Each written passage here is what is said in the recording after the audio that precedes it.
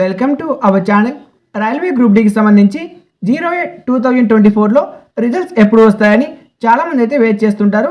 ఈ యొక్క రిజల్ట్స్ అనేవి యాక్చువల్గా మార్చిలోనే రావాలి, బట్ ఇంకా రాకపోవడానికి ఈ యొక్క కేసు కారణంగా రిజల్ట్స్ అయితే రాలేదు. ఈ యొక్క కేసు తుది విచారణ వచ్చేసి మే 22, 2026లో జరగనుంది. మే 22వ తేదీన ఈ యొక్క హియరింగ్ అయితే ఉంది. ఈ యొక్క 22వ తేదీన కోర్టు నుంచి స్పష్టత వచ్చే అవకాశం అయితే ఉంది. ఈ యొక్క స్పష్టత రాగానే మే లాస్ట్ వీక్లోనే ఇక రిజల్ట్స్ వచ్చే అవకాశం ఎక్కువగా అయితే ఉంది. రైల్వే గ్రూప్ డి ఎగ్జామ్స్ వచ్చేసి 2025 నవంబర్ 27 నుంచి స్టార్ట్ అయ్యి ఫిబ్రవరి 2026 10వ తేదీ దాకా కండక్ట్ అయితే చేయడం జరిగింది. ఎగ్జామ్స్ కంప్లీట్ అయిన తర్వాత కేవలం 1 వీక్లోనే అనగా ఫిబ్రవరి 17వ తేదీన ఈ యొక్క ఆన్సర్ కీ అయితే ఓపెన్ అయింది. 17 నుంచి 23 వరకు అయితే మీకు ఆన్సర్ కీ అనేది వచ్చింది. ఇప్పుడు నెక్స్ట్ వచ్చేసి ఇక రిజల్ట్స్. ఈ యొక్క రిజల్ట్స్ అనేవి ఈ యొక్క మంత్ లాస్ట్ వీక్లో వచ్చే అవకాశం ఉంది.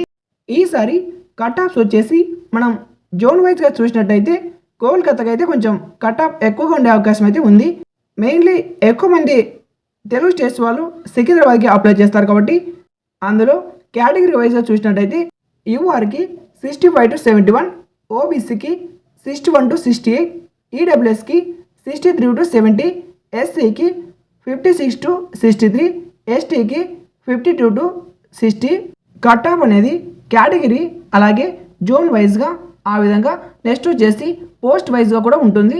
మనం అసిస్టెంట్ పాయింట్స్ మీద చూసినట్టయితే ఉన్న కట్ ఆఫ్కి మీరు కేటగిరీ చూసుకున్నారు కదా, అందులో 2 to 4 మార్క్స్ అయితే పెరిగే అవకాశం అయితే ఉంటుంది. అసిస్టెంట్కి 1 to 3 మార్క్స్ అయితే పెరగవచ్చు ఇక కట్ ఆఫ్ అనేది. ఈ విధంగా పోస్టుల వైజ్గా కూడా ఇక కట్ ఆఫ్ అనేది కొంత చేంజ్ అయితే ఉంటుంది. పర్ఫెక్ట్గా అంతే కట్ ఆఫ్ అయితే ఉండదు. మీరు అప్లై చేసిన పోస్ట్ ఆధారంగా కూడా ఇక కట్ ఆఫ్ అనేది కొంత ఎక్కువగా అయితే ఉంటుంది.